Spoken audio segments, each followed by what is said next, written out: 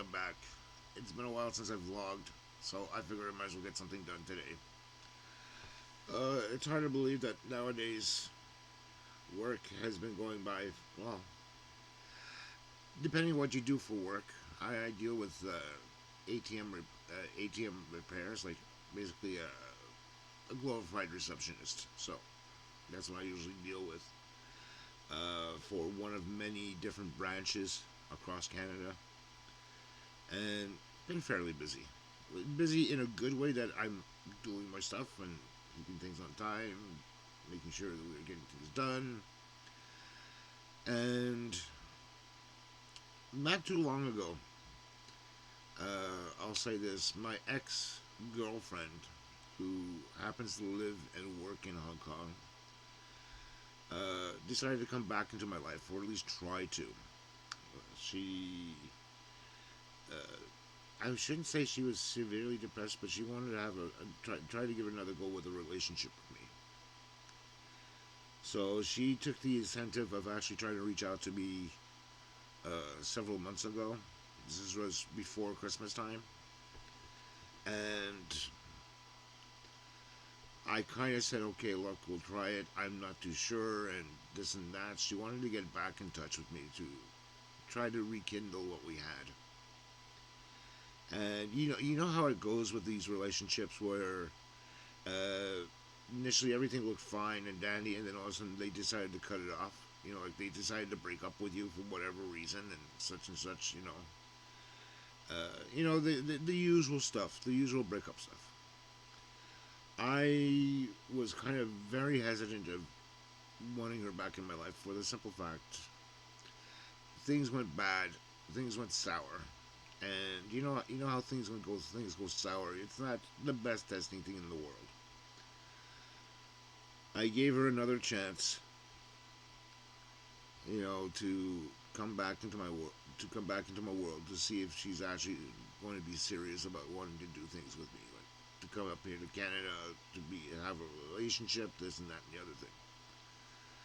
Except that she was going back into her usual ways, where she was demanding money for almost, well, not for almost everything, but she was one of those ones that like to bum up, likes to bother you to get you to loan her some money. So it's like, I can understand one time and then repay it back, but not repaying it back. I'm sorry, no, it's not going to go.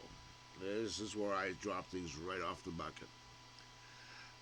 Because during this past week, last Friday, my car had to go into the garage because I had a problem with the alternator. That's the one of the devices in the car that charges the battery and keeps the engine running when it's actually powered on.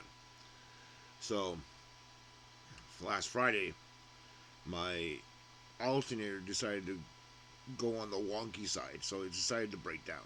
So I actually know the mechanic that I deal with, by the name of Wayne.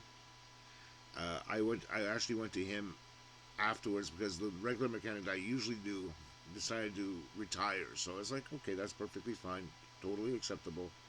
And I've dealt with Wayne, so he's an honest guy. So it's like I can deal with him, no problem. And he knows that when I try to diagnose the living snot out of things, it's something that I've taken a look into and taken a great pleasure of saying, okay, I think it's this, but I'm not too sure of that. But at least to get his opinion about things.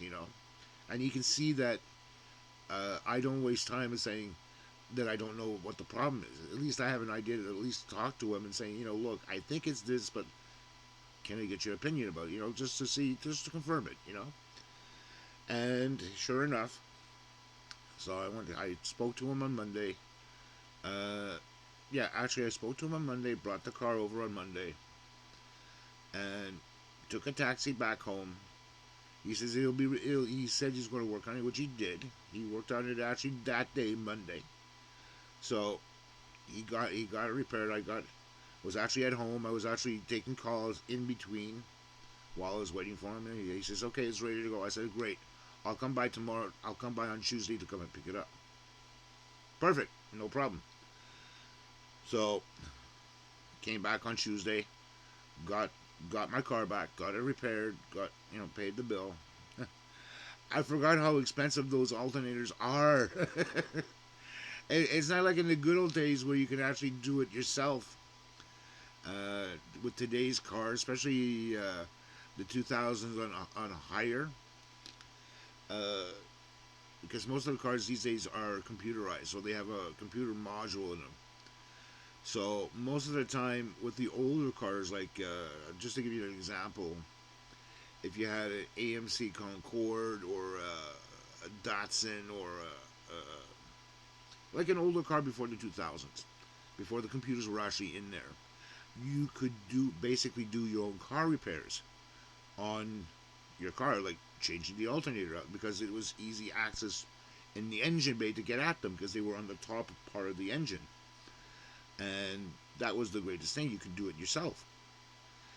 Because I know I did it once before on an AMC that we had a long time ago. It was actually the 1979 AMC Concorde, and we had to replace the water pump on it. So guess what? I decided to try to do it on my own. I said it didn't look that hard, which was basically it's there. It's like it was like attached to the engine and just right in front of the radiator. So it actually had a belt, or not a belt, but a fan that ran continuously, and of course the usual belts to for the attachments. Like alternator, water pump, this and that and that and this. So way back then, I took on the challenge of actually doing it. And I actually did it, and I was only maybe like 16 or 17 years old, and I was proud of myself.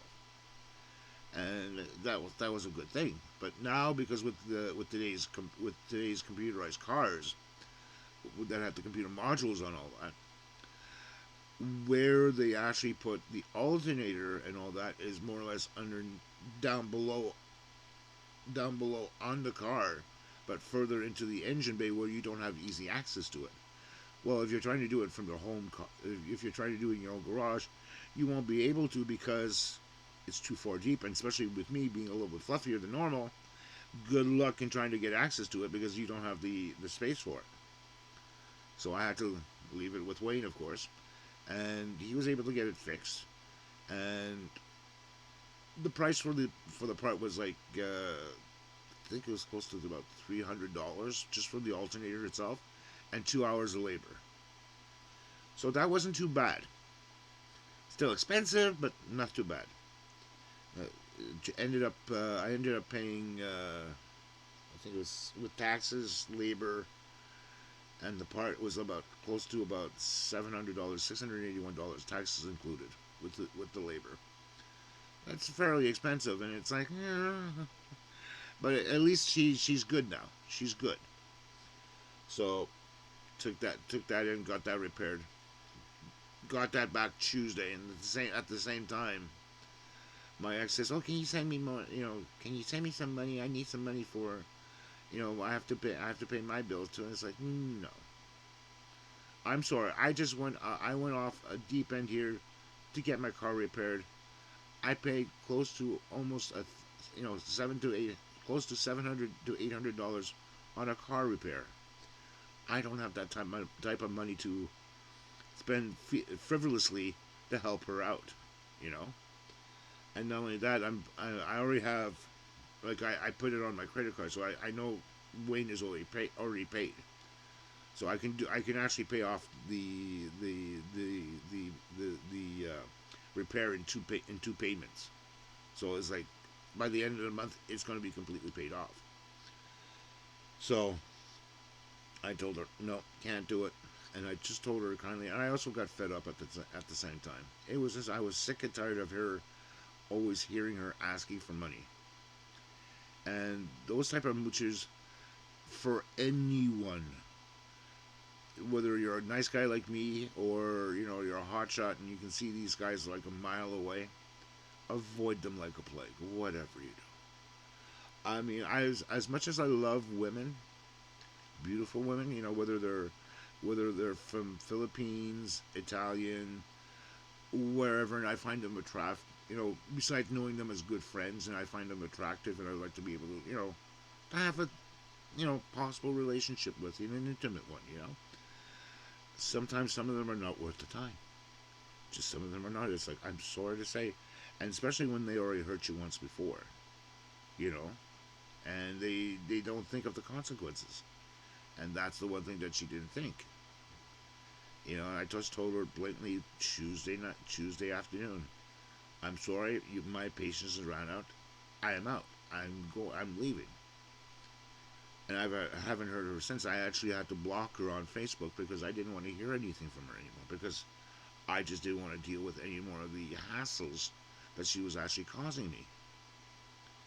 And that was the whole thing. Now, usually people, sometimes I don't get easily uh, flustered or frustrated in regards to that. I always try to work up of a way that we're still friends and we're still on talking terms. But not with this one. I'm sorry to say, it's like I've done what I could do. There is no other way around of fixing this because it's broken like broken can be, you know. And I was just fed up, so I just left it at that. And it's been nice and quiet ever since. So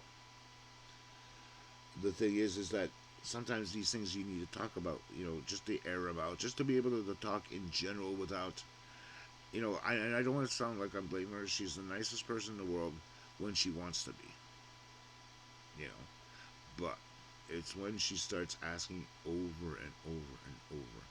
I'm sorry, no. I hardly ask for anything in return. When I do ask for something in return, it's almost like it's impossible to do what I'm asking for from her. You know, and she's, oh yeah, when I'm there, yeah, when are you getting here? Get your ass here. And that's the thing. She doesn't want to. She doesn't know how, or she doesn't want to spend the money to do it. She wants me to spend the money on her, but not vice versa. That's the thing. Excuse me, while I'm having my morning coffee.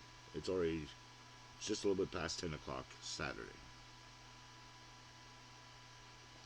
Anyhow, so that being said, she's out of my life.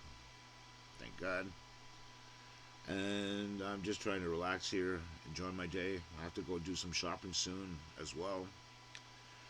Uh, I just hate to say this, that I'd rather be in some type of relationship more locally than what I had over the last some odd years, which were in long distance relationships, which is not fun. And most people don't understand that. And I think it goes both ways, both for both males and females. Being in a relationship locally, it's hard to find a true one, you know, and it's just something that we all have to go through. Anyhow, that being said, I'm going to cut this here one short. It's not a real huge one. I just want to get that off of my chest and do something that I've been meaning wanting to do, which is actually do some car repairs too, but which I couldn't do because of this. But eventually, I am going to change. Well, I am eventually going to change my own tires. Uh, where is it? Yeah, no. Yeah, there we go. I got my own impact wrench. So during the time where it's going to become more spring-like and we can actually change our cars over, I'm going to do that. But I'm gonna rent out a space. I'm gonna find a space where I can actually rent out a lift that I can where I can put my car up, and then I can actually undo one tire at a time and put the other one on because they're already on a set of rims. So it's just a matter of removing one, putting a new one in, take the other one off, put the new one on. Just to switch over so they'll be ready for summertime, so I don't have to worry about going to my local mechanic. Because I like to be able to do some things on my own in my car, and that's one of them. And I do have like the impact wrench here. I have two of them. I have a half inch and a 3/8, and it's just to be able to do something with it, to be able to do my own tires, and that's half the fun too. And I like doing sometimes car repairs like that because it makes you feel good afterwards after doing a repair and it's working. Because it actually happened to me once before, where I had to get my tires changed, and what had happened is that the owner's son was actually switching the tires out, and he forgot to tie down one bolt which was not secure. It was actually tied on, but it wasn't tied tight. And of course, you hear this wobbling sound. And if I would have known it was just a bolt, I could have done that myself. And I told the head mechanic. I said, I'm not blaming you for this. I said, this is not your fault. I said, this is in no way your fault. But he should have been more careful of tying it down and making sure that the bolts were securely on. And what he did was an actual no-no, and it could have been easily dealt with. That he could have been shut down because of a thing that his son that mechanic didn't do properly.